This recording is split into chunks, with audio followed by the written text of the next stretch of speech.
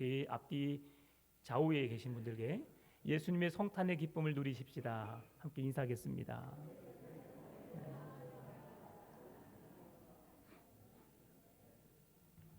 네, 참으로 감사합니다. 지금 전 세계가 많은 갈등과 혼란으로 어려움에 놓여 있지요. 특히 예수님을 잘 믿는 가정일수록 부모와 자녀들 간의 갈등이 빚어지고 있는데요. 참으로 안타까운 현실입니다. 우리 믿음의 자녀들이 교회를 떠나가고 있고 초등학교를 졸업하면 중학교에 올라가지 않고 중학교, 고등학교를 졸업하면 대학교 때 세상으로 나가버리는 그런 아픔을 겪고 있습니다. 이 부분을 우리가 다시 한번 생각해 봐야 할 일이라고 생각하는데요. 왜 우리 아이들이 그렇게 세상으로 나갈까? 여러분, 우리 스스로가 그 대답을 찾을 수는 없지만 우리가 노력은 해야 하지 않을까 생각해 봅니다. 우리가 너무 하나님에 대한 열심만 가지고 교회 일에만 열심히 치우치다 보니까 우리 아이들이 가정에서 너무나 소홀하게 여겨졌지는 않았을까? 교회 핑계대고 아이들에게 사랑을 쏟아야 할 부모로서의 일들을 감당하지 못했을까? 여러 가지 많은 일들을 여러분은 고민하고 또 고민해 보면서 하나님께 위로를 받으시고 그 해답을 찾아가는 성탄이 되었으면 좋겠습니다. 우리 아이들, 우리 마음대로 할 수 없는 것이 우리의 인생인 것 같습니다. 그래서 하나님께서 은혜를 베푸셔야 되지요. 우리의 자녀들이 회복되어서 하나님의 그 넓은 품으로 나아올 수 있도록 여러분 함께 기도하십시다. 오늘 이렇게 우리가 드려진 예배가 우리 어르신들의 예배가 아니라 이제 우리의 자녀들 세대가 함께 오르셔서 예배하는 그런 예배가 되어질 수 있기를 그렇게 노력해 주셨으면 좋겠습니다. 이러한 사회를 만드는 데 있어서 우리에게 어떤 지도자가 필요할까요? 여러분, 코로나19가 시작되면서 어떻게 백신이 만들어질 수 있을까? 많은 사람들은 고민했습니다. 이 어려운 난국을 어떻게 이겨낼 수 있을까? 어떻게 바이러스 백신이 개발되어서 우리 사회가 안정을 취할 수 있을까? 그렇게 고민했던 때가 엊그제 같은데 벌써 백신 1차, 2차 접종을 마치고 3차 부스터샷까지 맞고 있는 현실이죠. 그러나 오미크론이라고 하는 변이 바이러스로 인해서 계속 세계가 2024년까지 다시 한 번의 대재앙의 길을 걸을 수 있겠다는 말들을 해갈 때에 여러분 염려되지 않을 수 없습니다. 그러나 오늘 이 시간 우리가 드려진 예배를 통해서 그 어려움 속에서 고민 속에서 우리가 해결할 수 없는 그 문제 속에서 아기 예수의 탄생이 우리의 영적인 눈을 밝게 하고 우리의 마음의 답답함을 어려운 문제들을 해결해 줄 수 있는 기쁨의 좋은 소식이 되었으면 좋겠습니다. 오늘 본문은 마리아가 그리고 요셉이 다윗의 동네로 가게 되는 배경을 우리에게 말씀해 주고 있어요. 호적을 위해서 베들레헴을 방문하는 중에 만삭된 마리아가 이제 아기 예수님을 해산하려고 하는 그 사건, 그리고 천사가 밤에 양을 치는 목자들에게 찾아가서 아기 예수의 탄생을 축하의 소식을 전하는 사건, 그리고 그 천사들이 예수님의 탄생을 기뻐하며 경배하며 주님을 찬양하는 메시지가 오늘도 우리에게 소개되고 있습니다. 하나님이 거하시는 그곳에는 항상 찬양이 넘쳤습니다. 여러분, 오늘 우리가 올려드리는 이 찬양을 통해서 하나님이 기뻐 받으신 줄 믿습니다. 참 옆에서 우리 아이들의 멋진 찬양을 보면서 우리 강대상이 좀 좁다라는 생각을 해봤어요. 여러분 그렇지 않습니까? 그래서 좀 정리할 거 정리하고 좀 더 넓혀서 아이들이 무대에서 딱 서면 얼마나 좋을까 생각해봤어요. 그렇게 아이들이 넘쳐난다는 것 얼마나 좋을까요? 그리고 또한 우리 성도님들이 한 자리 나와서 예수님 탄생을 축하하기 위해서 이 자리에 모였다는 것이 얼마나 큰 기쁨인지 모르겠습니다. 요셉은 다윗의 동네 베들레헴으로 내려가게 되는데 왜 요셉이 베들레헴으로 내려가게 되었을까? 그것은 호적을 위해서. 요셉은 다윗의 가문에 속한 자였습니다. 그리고 베들레헴에 내려가서 자기 호적을 정리하고 그러는 가운데 이제 자기가 로마 군대로서 파병될 수는 없기 때문에 인구 조사에 응해야 하는 그런 사람이었기 때문에 베들레헴으로 찾아가게 되었습니다. 누가복음 1장 27절 말씀 보면 다윗의 자손 요셉이라 하는 사람과 약혼한 처녀에게 이르니 그 처녀의 이름은 마리아라고 말씀하면서 지금 요셉과 마리아가 결혼하지 않는 처녀임을, 그리고 아직 결혼하지 않는 관계임을 우리에게 보여주고 있는데요. 이 사건은 우리에게 매우 좋은, 매우 중요한 사건을 우리에게 보여주는 것입니다. 왜냐하면 여러분, 정혼이라 약혼이라 하는 것은 뭐냐면 아직 두 사람이 함께하지 않는 상황을 말합니다. 전혀 두 사람은 어떤 사람인지 알 수는 있겠지만 함께하지 않는 사람, 이 사건을 통해서 우리가 동정녀 마리아라고 하는 그 몸에서 예수님이 탄생하실 것에 대한 소식이 전해지게 되는데요. 이 부분이 우리에게 전해지지 않는다면 예수 그리스도의 탄생에 대한 좋지 못한 소식들로 인하여서 우리는 독생하신 예수의 탄생에 대해서 별로 썩 좋지 못한 소식을 들을 수밖에 없을 것입니다. 그런데 다윗의 자손 요셉을 통해서, 요셉의 혈통을 통해서 하나님의 아들 되신 예수 그리스도가 태어나실 것을 성경에 미리 예언해 놓으셨고, 그 일들을 이루기 위해서 결혼하지 않는 남자와 여자의 가정에 그 여자의 태를 빌려서 예수님이 탄생하셨다는 사실은 이 세상의 미스테리오, 하나님이 구원을 이루시기 위한 놀라운 계획임을 우리에게 보여주고 있다고 하는 겁니다. 일반적으로 로마 시대의 인구 조사를 하게 되면 군사 징병이나 세금 징수를 위해서 사람들이 그곳에 가서 신고를 해야 했습니다. 그러면 남자로서 세금을 내고 로마 병사로서 내가 들어가지 않기 때문에, 유대인들이기 때문에 군대로서의 우리가 나가진 않지만, 그러나 우리가 이렇게 존재한다라고 하는 것을 자기 자신을 드러내기 위해서, 호적을 하기 위해서 남자가 가야 했습니다. 그런데 만삭된 몸으로 마리아가 함께 동행한다는 것은 불가능해 보인 사건이었습니다. 왜냐하면 굳이 그 여자가 따라가지 않아도 될 상황이었거든요. 이 갈릴리 나사렛 동네에서 베들레헴까지는 110km였습니다. 그러면 나흘 길을 가야 되는 그런 어려운 길을 가는 상황 속에 놓여 있지요.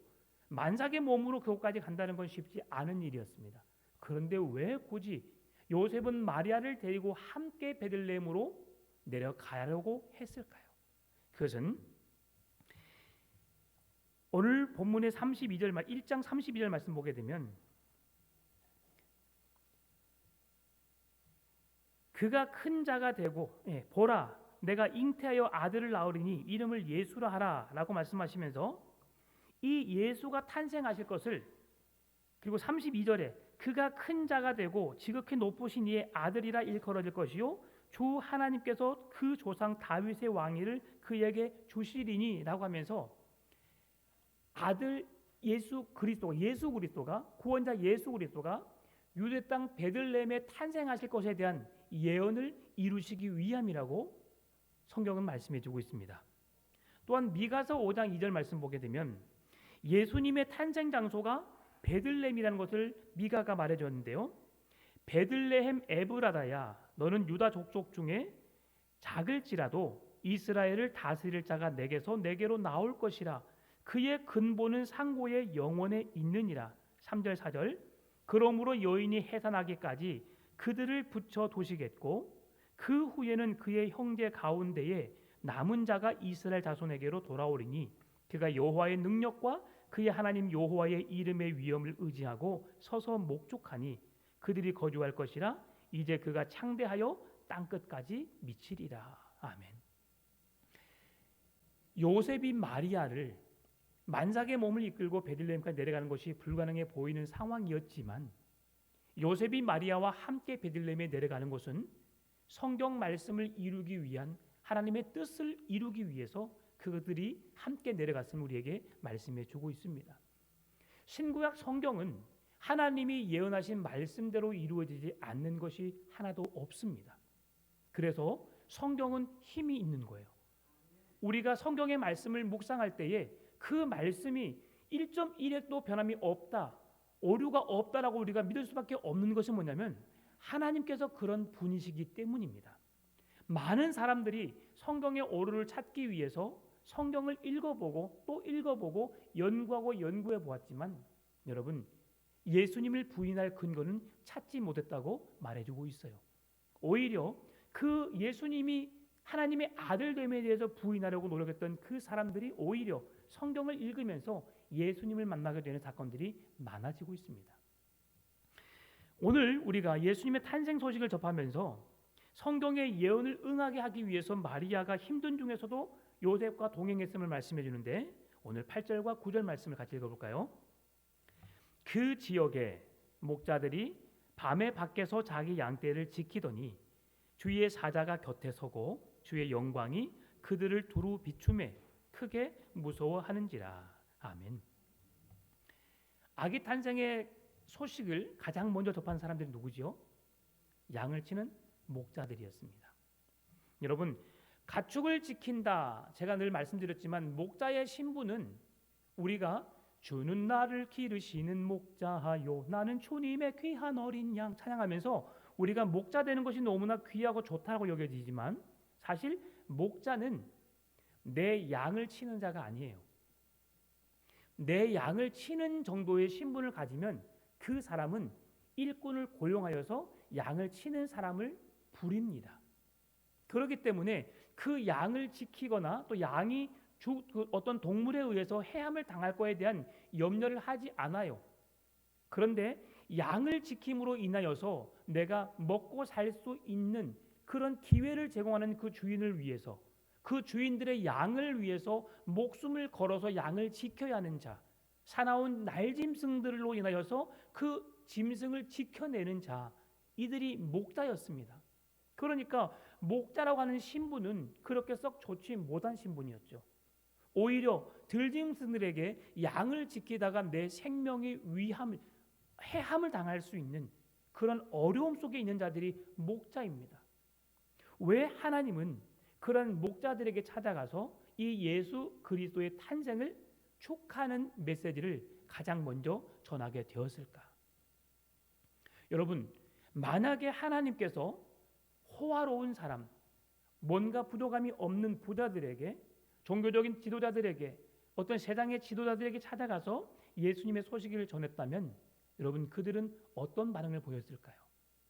우리가 잘 알고 있는 대로 동방의 박사들이 헤롯 왕에게 찾아가서 이 베들레헴의 이 땅에 왕이 태어난다고 하는데 혹시 그 사람을 아십니까? 라고 물었을 때에 어떻게 했어요? 그 왕이 그 술객들을 통해서 그 꿈이, 그 별이 어디로 가는지를 말해 주었습니다. 그리고 만약에 그 왕을 경배하거든 맞이하거든 돌아오면서 저에게 말해 주세요라고 했지 않아요? 왜 그랬습니까?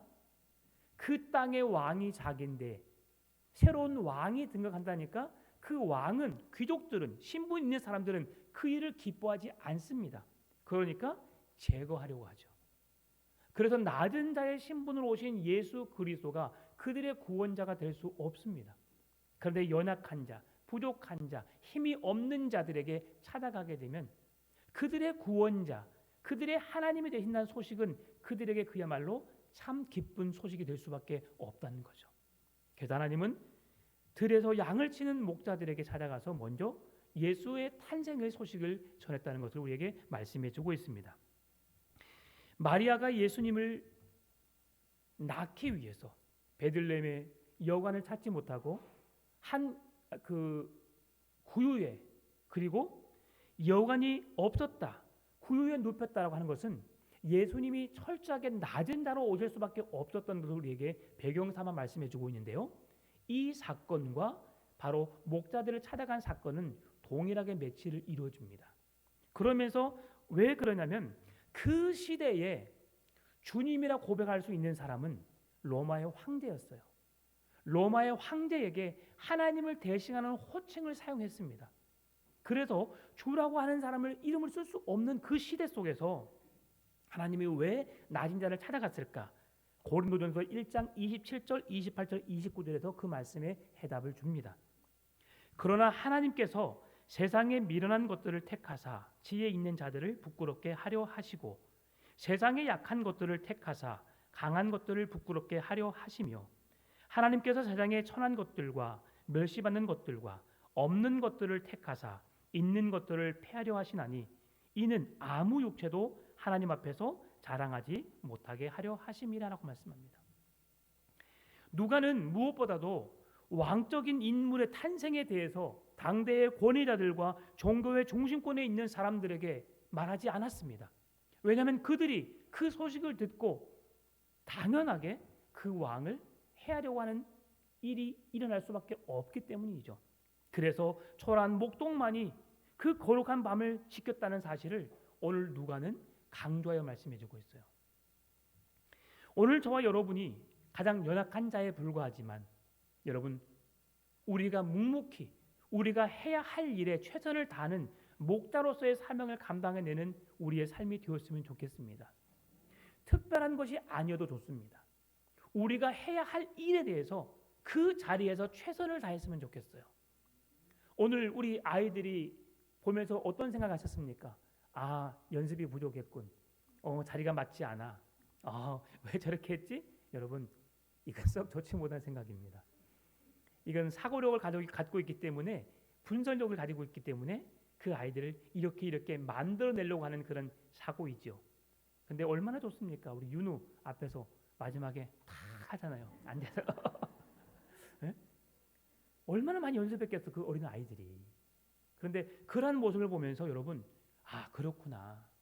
그 자리에서 섬기는 교사들이 있었기 때문에, 그 자리에서 그 아이들을 위해서 눈물을 흘려 기도하는 성도님들이 계셨기 때문에 우리 아이들이 이곳에 설 수 있었다고 생각합니다. 여러분, 그렇게 교회를 세워가는 겁니다. 그렇게 하나님의 일을 하는 겁니다. 어떻게? 내가 할 수 있는 좋은 것을, 내가 가장 잘 할 수 있는 것을 선택하십시오. 그리고 우리 교회에 그 자리에서 섬김의 직분을 감당했으면 좋겠습니다. 제가 추구하는 우리 풍암전원교회 교회의 모습은 1인 1사역 체제입니다. 그러면 누구나 다 하고 싶은 일을 할 수 있는 것은 아니겠죠. 왜요? 은사가 다르기 때문에. 그래서 내가 잘할 수 있는 부서에 찾아가서 그곳에서 내가 섬김의 일을 다 감당하는 거예요. 그러면 하나님이 그 일을 기뻐하실 줄 믿습니다. 여러분, 하나님께 내가 잘할 수 있는 게 무엇일까 구하십시오. 그리고 그 은혜를 찾아서, 그 자리를 찾아서 그곳에서 성실하게 열심히 살아가게 되면 하나님은 목자들을 불러서 아기 예수의 탄생의 소식을 전했던 것처럼 오늘 우리에게 복음의 비밀을 알게 하신 그 능력으로 살아가게 하실 줄 믿습니다. 여러분, 이제 내일 직분자들을 제가 선포할 겁니다.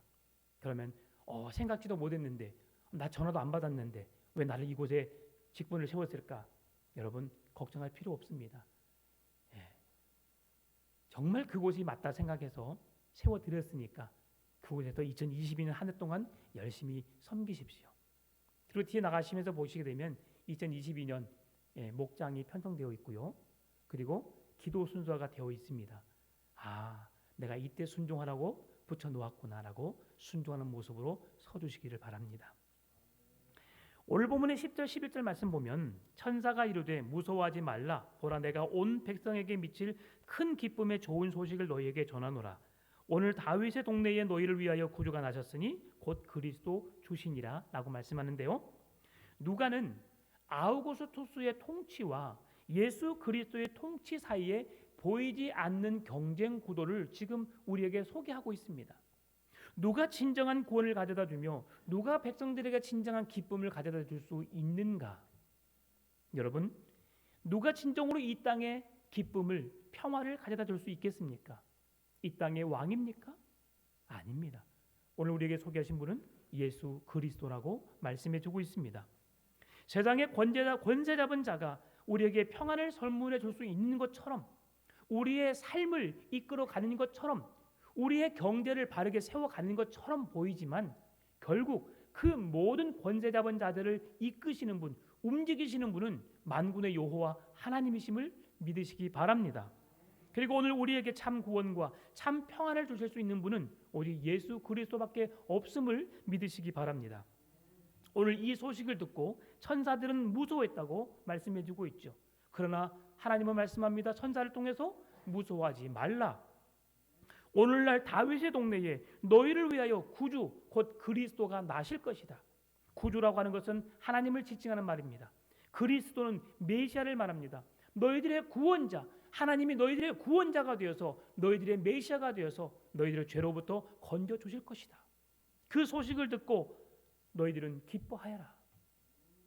그런데도 이 세상은 그 구원의 소식을 듣고도 깨닫지 못합니다.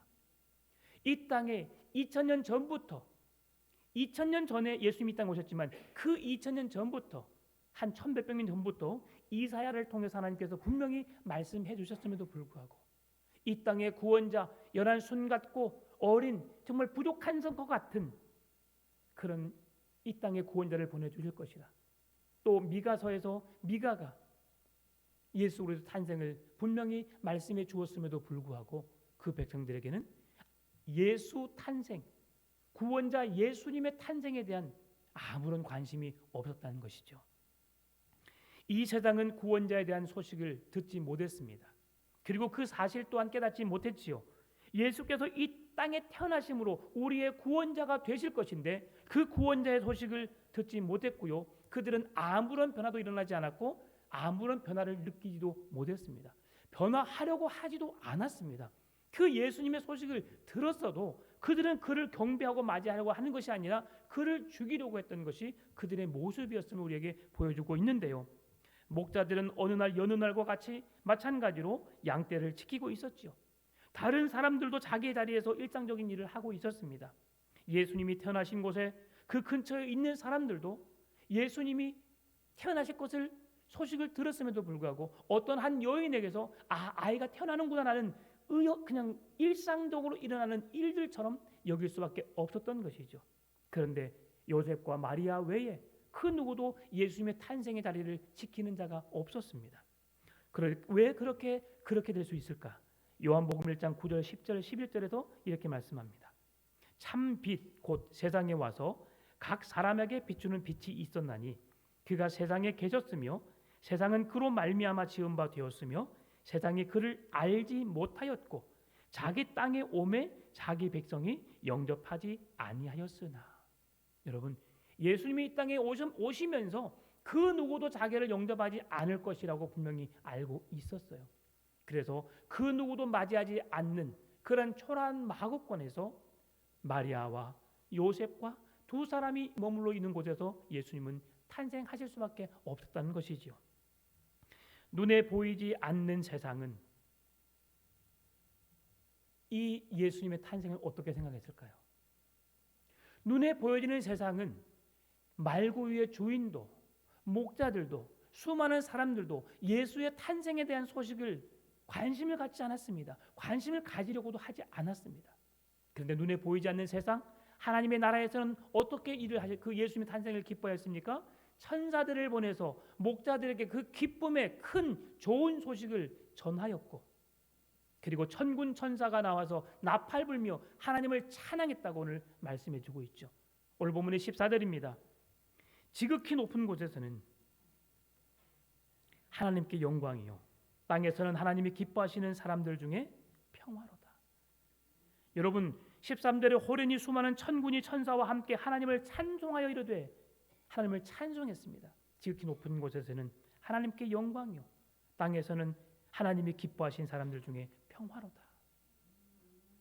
눈에 보이는 세상의 사람들은 아무 일도 행하지 않았습니다. 예수님이 오신다는 소식도 듣지 못하였고 그 소식을 들었다 할지라도 자기들에게 해가 될까 봐 그를 죽이려고 했습니다. 그런데 오늘 눈에 보이지 않는 하나님의 나라에서는 이 땅에 구원자로 오실 예수 그리스도의 기쁜 소식을 전하기 위해서 천사가 내려와 목자들에게 가장 낮은 자, 세상에 소외되고 어려움 속에 있는 자들에게 구원자로 오신 예수 그리스도를 전해 주었고요. 그리고 천군 천사가 내려와서 하나님을 찬송했다고 말씀해 주고 있습니다. 여러분, 오늘 우리가 어떻게 살아가야 할까요? 눈에 보이지 않는 하나님의 나라를 소망하는 우리들의 삶을 살아가면서 여러분, 이 천군 천사와 함께 하나님을 찬송하면서 주의 이름을 높이며 주께 영광 돌리는 삶을 살아가면 좋겠습니다. 우리의 눈앞에 보이는 세상이 전부가 아닙니다. 그래서 중요한 것은 눈에 보이지 않는 세상을 눈에 보이는 세상처럼 우리가 사모하는 것입니다. 그리고 그 나라가 실제가 되어야 하는 것이죠. 그래서 우리는 그 나라를 믿음의 눈으로 바라보아야 합니다. 믿음의 눈으로 바라볼 때에 예수님의 탄생이 얼마나 귀하고 얼마나 거룩하고 아름다운 소식인지를 깨닫게 될 것입니다. 세상 사람들은 성탄절 하지만 그냥 축제의 날, 기분 좋은 날, 연말 연시가 되어서 이제 올 한 해도 다 저물어 가는구나, 새로운 한 해를 맞이하는구나, 자기들 스스로 흥에 취해서 성령에 취해야 되는데 술에 취해서 살아가는 사람들이 너무나 많습니다. 여러분, 그러나 우리들은 어떻습니까? 우리가 그 복음의 진리를 알기 때문에, 그 구원의 기쁜 소식을 알기 때문에 우리는 예수 그리스도 안에서 참 기쁨과 평안을 찾는 것이죠. 그래서 우리에게는 믿음의 눈으로 주님을 바라볼 수 있는 온전한 믿음이 있어야 된다는 것입니다. 예수님께서 낮고 천한 곳에 임하셨기 때문에 큰 기쁨의 좋은 소식은 온 백성에게 미칠 수 있었는데요. 오늘 본문의 10절입니다. 천사가 이르되 무서워하지 말라. 보라, 내가 온 백성에게 미칠 큰 기쁨의 좋은 소식을 너희에게 전하노라. 큰 기쁨의 좋은 소식이 무엇입니까? 우리의 구원자 예수 그리스도에 대한 소식입니다. 인간을 구원하시기 위해서 이 땅에 구원자로 태어나시기 위해서 성육신하셔서 가장 낮고 천한 자리에 오셔서 우리를 구원하시기 위해 찾아오신 예수님, 그분만이 우리의 구원자요, 우리의 주님이요, 우리의 하나님이 되십니다. 진정한 세상에 평강을 줄 수 있는 구원의 아들 되심을 믿으시기 바랍니다. 예수님의 탄생은 다윗의 언약의 성취입니다. 예수님은 하나님의 나라의 왕으로 이 땅에 오신 것이지요. 그러나 초라한 마국간에서 태어나 강보에 쌓여 고유에 놓이셨습니다. 예수 그리스도만이 이 땅에 참된 영광과 평강을 주시는 자로 오셔야 했기 때문에 가장 낮은 자리에 찾아오셨다는 사실을 다시 한번 잊지 말고, 오늘 마지막으로 예수 그리스도가 오심은 우리에게 두 가지 의미의 놀라운 소식을 전해주는데요. 첫 번째로는 예수님은 하나님께 영광이라는 것입니다. 두 번째로 예수님은 우리에게 평화라고 하는 것입니다. 오늘 14절에서 말씀해주고 있는 것처럼 지극히 높은 곳에는 하나님께 영광이요, 그리고 하나님이 기뻐하시는 사람들 중에는 평화로다. 예수님은 하나님의 영광된 인물이요, 우리에게 평화를 주시는 분이십니다. 오늘 그 영광과 평강이 우리 안에 넘쳐나게 되시기를. 겸손의 왕으로 오신 예수님, 자비로운 왕, 평화의 왕이신 그 예수님을 바라보면서 그 영광 가운데 거하시고 그 주님의 오심을 기뻐하면서 우리의 주님 오시는 그날까지 평생에 주님 한 분만으로 만족하고 우리가 서 있는 그곳에서 그 주님의 영광을 드러내기 위해서, 주님의 기뻐함을 드러내기 위해서 평화의 왕으로 오신 예수님의 평강을 누리며 살아가는 여러분의 삶이 될 수 있기를 주의 이름으로 축원합니다. 참 좋으신 아버지 하나님, 감사합니다. 이 땅에 평강의 왕으로 오신 우리 주님을 나의 주님 구원자로 믿게 해주시니 감사합니다. 이 세상에 소망 삼게 해주시고 하나님의 구원이 나의 구원이 되게 하여 주시고 우리의 가정의 구원이 되게 하여 주시고 가문의 구원이 되게 하여 주시고 이 지역사회에 죽어가는 영혼들의 구원이 이루어지는 놀라운 소식이 되게 하여 주옵소서. 감사합니다. 살아계신 예수님의 이름으로 기도드립니다. 아멘.